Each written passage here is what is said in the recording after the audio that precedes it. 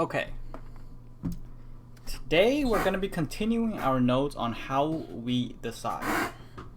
And the interesting thing about this is that there's a lot of overlap in terms of concepts and ideas with thinking fast and slow. Makes sense, because they both have a lot of correlation with our decision making process. So that's fine. So in how we decide, which we're going to see a bit of overlap in the things I mentioned sometimes when I get to thinking fast and slow. Here it's talking about the loss frame and also the certainty bias, which is what it's called in thinking fast and slow, which is if you're offered, say, 100% chance to get $100, you're more likely to choose that over a 50% chance to get $200 because you prefer the certainty of the option. On the other hand, you have this bias for it. So on the other hand, there's also a measurement of how much do you favor certainty. For example, would you prefer a 100, and this is affected by the size of numbers, but would you prefer a 100% chance to get $100,000, $10,000, or a 90% chance to get 120,000? So as you can see, the EV of the second one is mathematically higher. But because of the certainty bias, we will in this case we'll still favor the 100% usually. And they have this like sequence. So apparently it's like they set that on average a 90% favor I think is roughly like 87. I can't remember the probabilities. I wrote it down in the Thinking Fast and Slow notes, so I'll forget about that for now. Anyways, but here's the thing. When they reframed it, so let's say it was... So the example in the book was you can have a 40% chance to get $50 or a 20% chance to get... or a 100% chance to get $20, equal EV. They both have an EV of $20. 58% of people chose the 100% chance to get $20. And 42% chance of people took the gamble. However, when they reframed it put it in the loss frame, which says, I'll give you $50, but there is a 40% chance, a 60% chance you lose $30, or a 60% chance that you lose all of it, or a 100% chance to lose $30. And in this situation, when they framed it as a loss, 62% of people chose to take the bet, because when you have the premise of loss, people increase risk. So with negativity, we become risk seeking. With positivity, we become risk averse. Okay, for example, if you frame a surgery as 80% chance to survive, people are more inclined to choose it than if you say there's a 20% chance of casualties. Or if you say 85%, this meat is 85% lean versus this meat is 15% fat. It's all about the framing, because when you frame it, the thing is that your focal point is on the way you frame it. So when you attach a focal point, that is where you start the scenario you think about. And if the scenario you think about is good, then it will pull you toward that option more.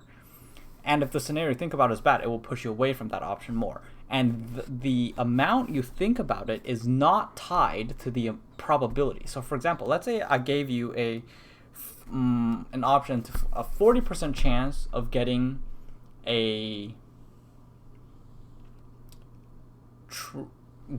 a vacation, or winning we'll say $10,000. No, we'll say vacation, because that's a bit more visual. So you picture the vacation, and let's say I give you details. I tell you where it is. I tell you what the trip will be like. You know, the places you'll stay, how beautiful this is, how beautiful that is. And what happens is if the other 60% is you don't win it, you're not going to be comparing. You're not going to be thinking about the scenario where you don't win it 60% of the time. Like, that's not going to take up 60% of your attention, whereas the vacation takes up 40%. So that's not how the bias works.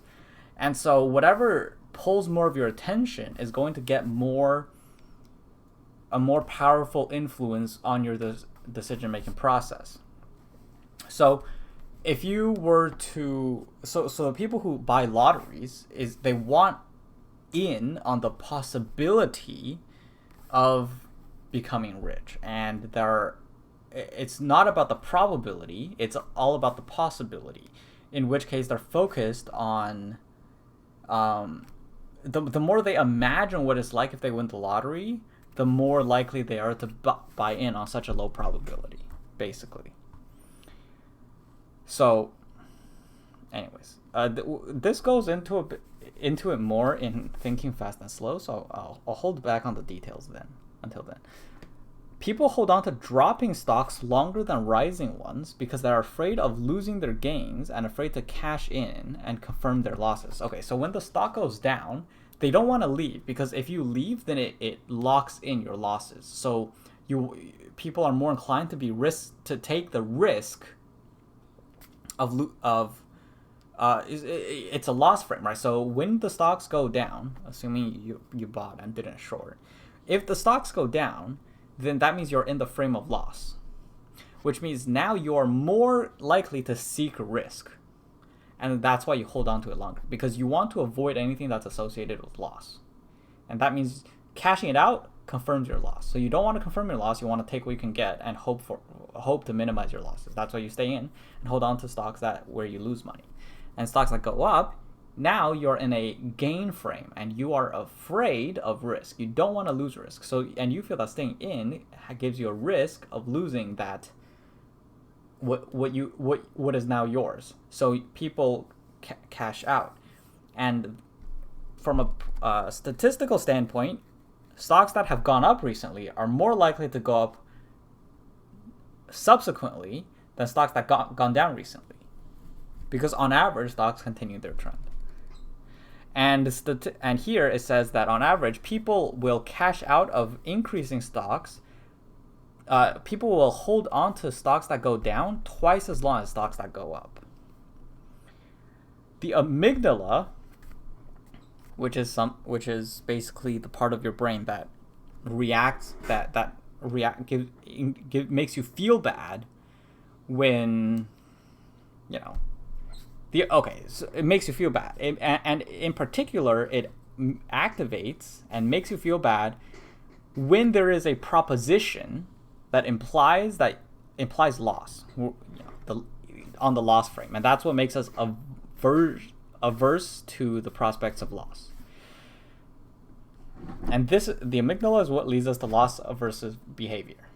It is the activity of the prefrontal cortex that predicts what choice we make. So they analyze the brain activity. So when you have a loss frame, different people still make different decisions. So the scientists wanted to know what leads people to make these decisions, whether it's to be risky or not, right? Because you can't. It's not like loss frame means that everybody will make a loss aversive behavior or whatever, or a risky behavior.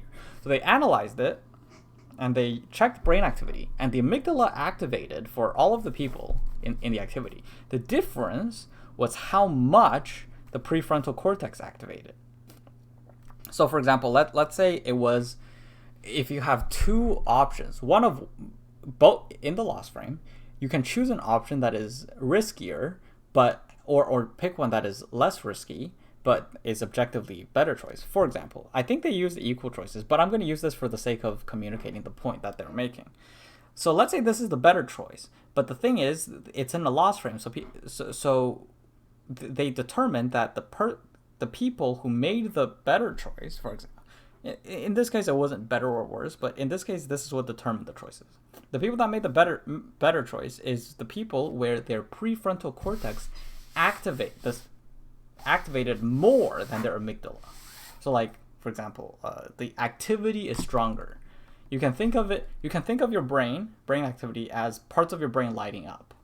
And so the part of your brain with the strongest light in response to a stimulus or a proposition or a crossroads, an idea, the part that lights up the most is the part that is going to win the argument. Our brain is not a single entity, right? It's a bunch of different. When there's stimulus, a bunch of different parts of your brain light up. The one that lights up the strongest is what determines how we react.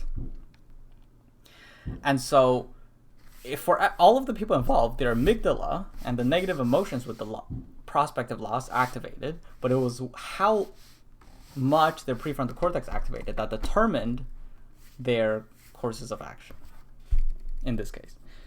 So when presented, in particular, this can be, aside from loss, this can be, for example, dealing with criticism or dealing with information that may contradict something you already believe in. When presented with data and user feedback, you must understand that the users may not truly understand what they want. There are other interpretations of the data and factors that affect the data extrinsic from what the data presents on paper, and these other interpretations and factors must be tested to be understood. Okay, so in this example, they gave viewers of a show, like they were recording a TV show or whatever, and they gave a sample size of participants, which are basically prospective viewers, to a dial, and basically they would adjust the dial to represent how they felt while watching the show, whether it was they felt good or they felt bad, they liked the show or they didn't. And they collected this data.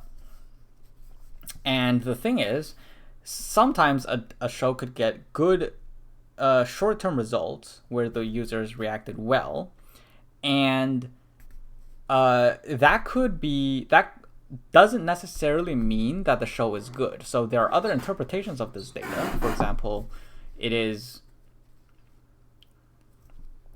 the viewers found it familiar and it reminded them of a show they liked before, or or maybe it did bad because it was unfamiliar, right? So cognitive ease is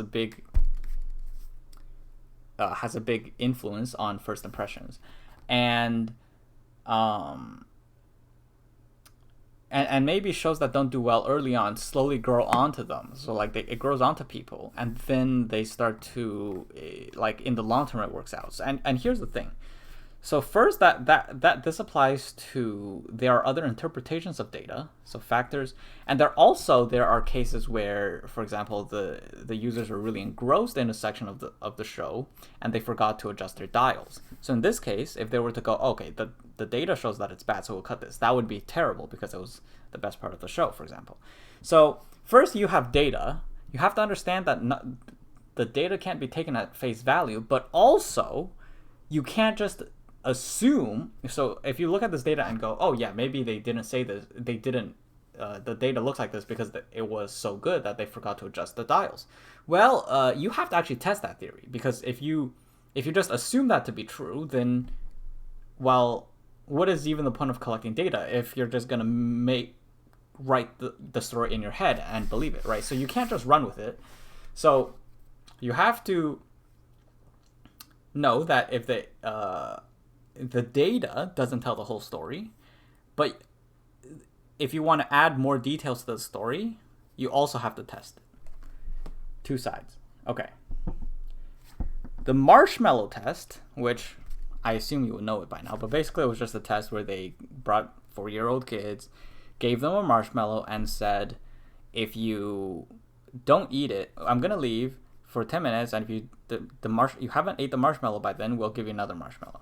And this test was a better predictor of their future SAT scores, which they tracked the kids for like 15 years after, was a better predictor of their SAT scores than any IQ test they gave.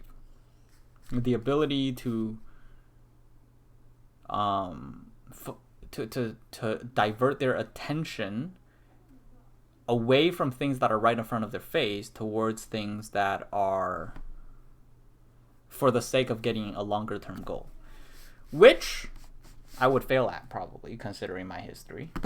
That seems to be what I'm terrible at, which is probably why I am failing. But anyways,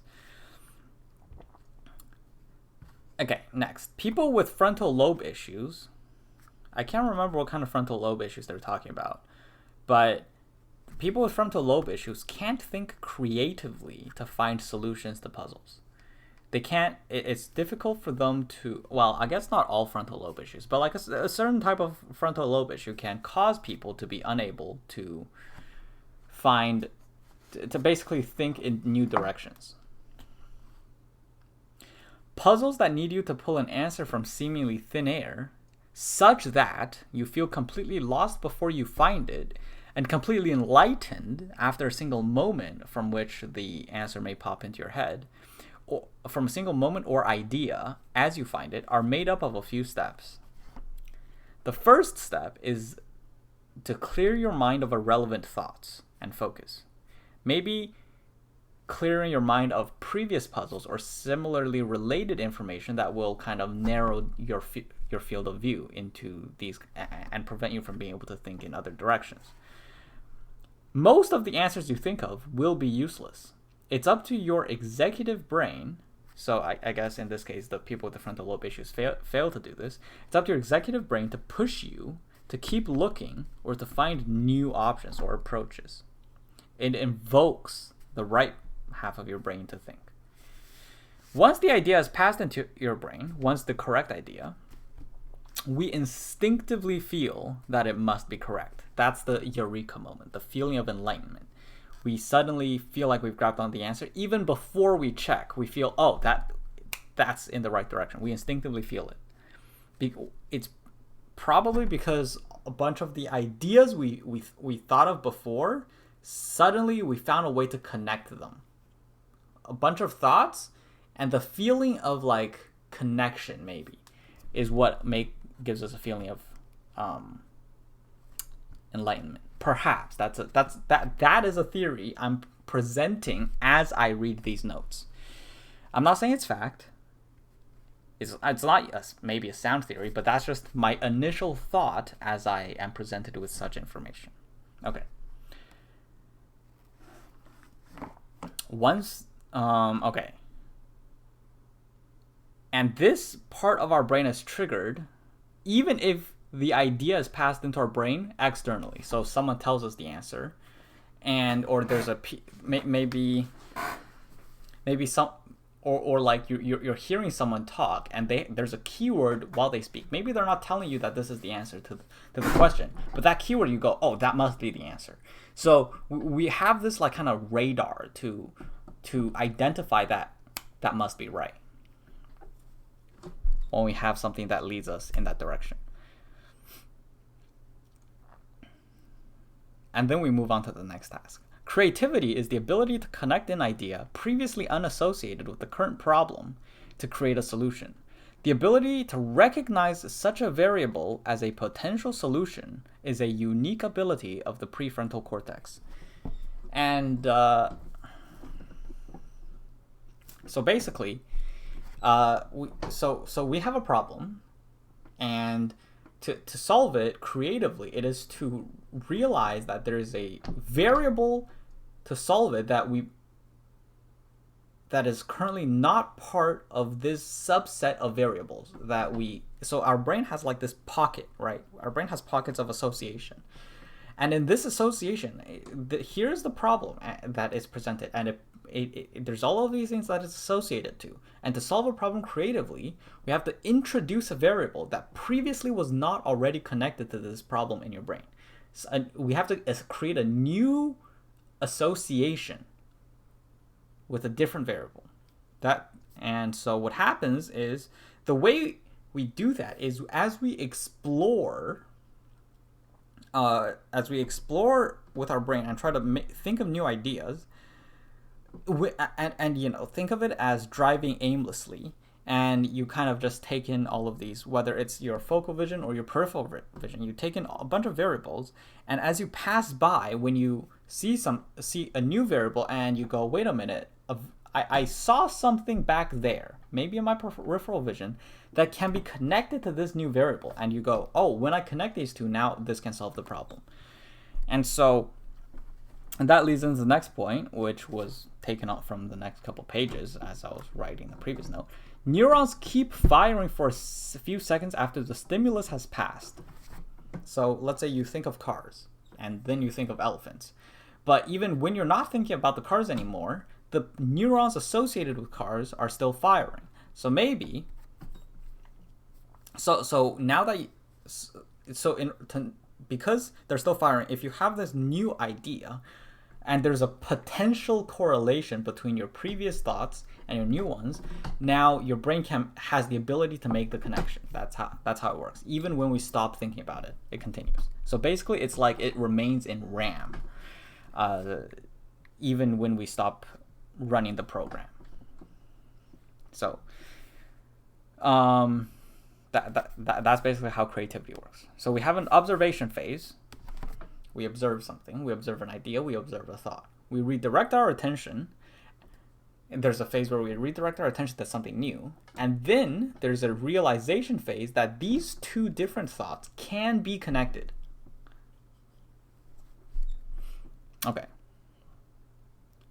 If you're told to do a task that we are used to doing consciously, but to do this task consciously, it instead makes us unable to do it properly. So let's say you're very good at breathing. Or you're used to breathing. But if I tell you to breathe consciously, your breathing becomes weird. Something else that's muscle memory. Let's say you pulled noodles for 10 years. You do it through muscle memory. You just do it naturally. But if you're told to pay attention and think about what you're doing at the steps, it becomes worse. Or maybe, let's say you played baseball for 10 years, swinging the bat over and over. And if I tell you to think about the angle you swing the bat, the direction you swing the bat, the timing you throw the bat, the timing they pitch, and so on, you think about all of these things, it's going to make your ability to hit the ball lower. And so this part is talking about basically the downsides of overthinking. Before I was talking about the benefits of underthinking, and now it's talking about the detriments of overthinking. So, for example, there's test anxiety. There was a large group of Stanford sophomores that were given questions from the graduate record examination. And they were told that it was to measure intelligence. The black students did significantly worse than when they were told it was just practice. I guess on average, the black students are exposed to the idea that they have lower intelligence when they're black or something, I guess. Cultural discrimination or something, cultural bias, I don't know. But basically, this belief that the test was related to intelligence caused a notable gap on average scores from basically the same set of students. Now, I think they took a different random sample, but I assume the samples were big enough, or the gap was big enough for this test to be noteworthy. So when we overthink about what we like or what we want, we come up with plausible reasons, regardless of the level of positive feeling it actually provides us. And then it starts to warp our preferences. We talk ourselves into liking or disliking something. In this case, thinking less will lead us to be more satisfied with the decision after as well. Partly because we may not actually like it as much, or because it puts us in an optimizer problem-solving mindset. Okay, so this one is a bit difficult because I just kind of have an idea of what it means. So I'm going to try to unwrap it a little bit here. Actually, okay, the next note is going to kind of illustrate it. But so basically, if I present you with two different jams, and then I ask you which one do you like better, you taste one, you go, okay, how good do I feel? And then the other one, you go, how good do I feel? And then the one that makes you feel better, you go, I like that one more. Okay, so that's how we evaluate, and that's what works. And then if I give you the jam that you said you like more, you're going to take it home and you're going to be happy with your decision. However, If we invoke system 2 and go, okay, I want you to evaluate them on a scale of 1 to 10 based on factors you think is significant, and you tell me which one you think is the better jam, and then we'll give you the one you choose based on your evaluation. And I want you to evaluate which one maybe is worth more money, or estimate their value. And then what happens is we end up creating reasons. We make up reasons that don't matter. We don't evaluate it based on how much we like it anymore. And then you go, this one is maybe smoother, this one maybe is a bit too sweet, this one, and you just start making up all of these factors, and then you talk yourself into believing it. And when you go home with that jam, you're going to keep making comparisons, and you're going to overthink it, and you're not going to be as satisfied with your decision, which is a bit similar to the optimizer mindset from Don't Die Alone. Does that make sense?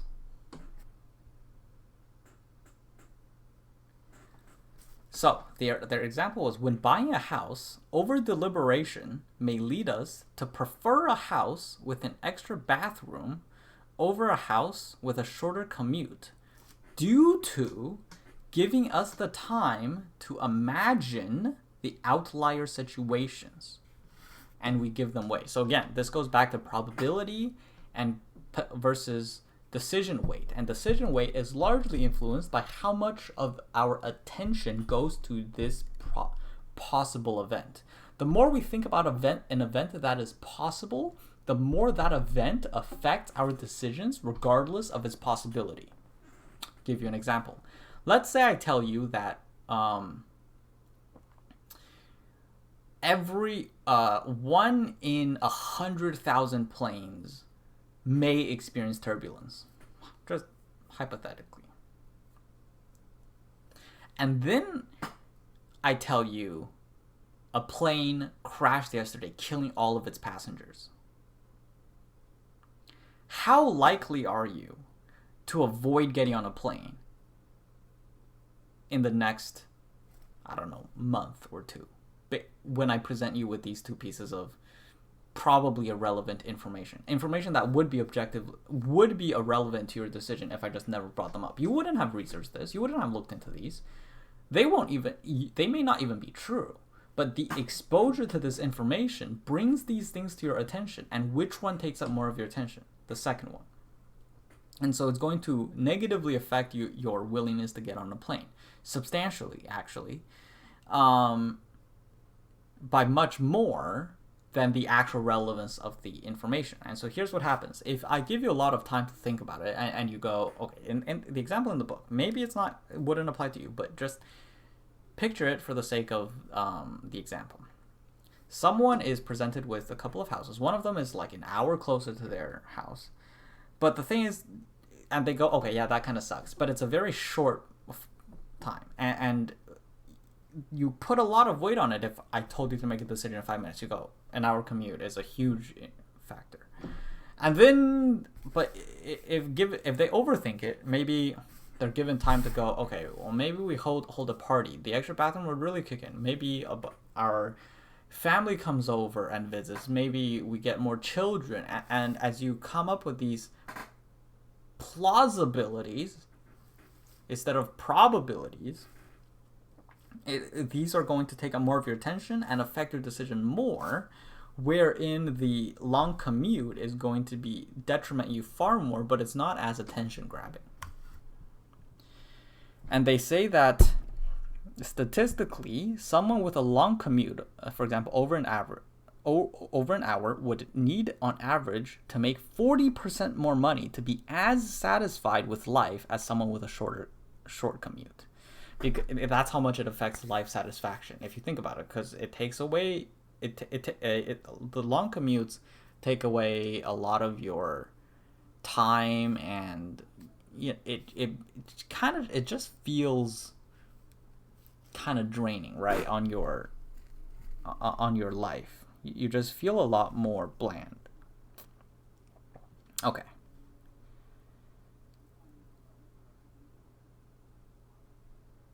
Placebo effect. This is going to be the last one, but it's related, so I'm going to cover this too. They sold a bunch of energy drinks to test subjects and then asked them to... Okay, obviously, placebo effect comes in many different forms. But in this note isn't about the placebo effect itself. It's a bit about...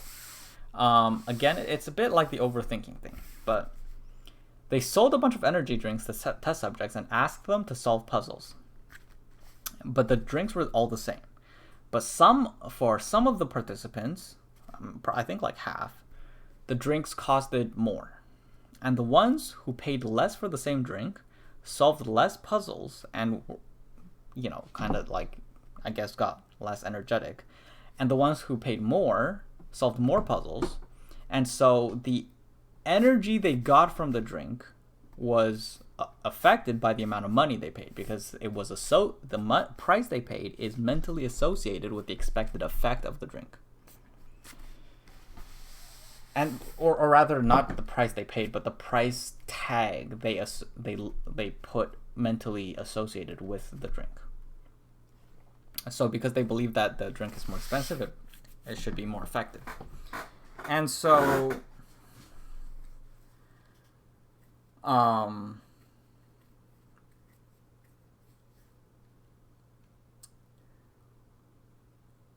yeah.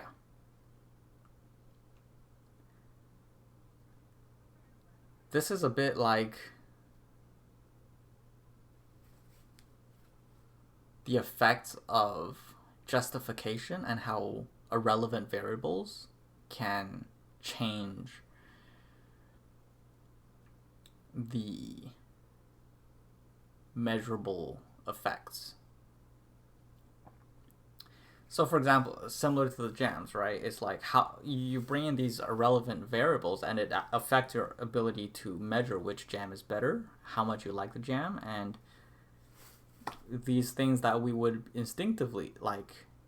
If there were no price tags, I kind of wish they had 3 groups of students, one of which didn't have a price tag. They just got the drink, so that they could compare these 3 groups rather than just the groups who paid more and the group who paid less. I want to know where the group who didn't have a price tag associated with landed. So I'm going to say they could have done better. Anyways, I'm going to pause here and continue next time.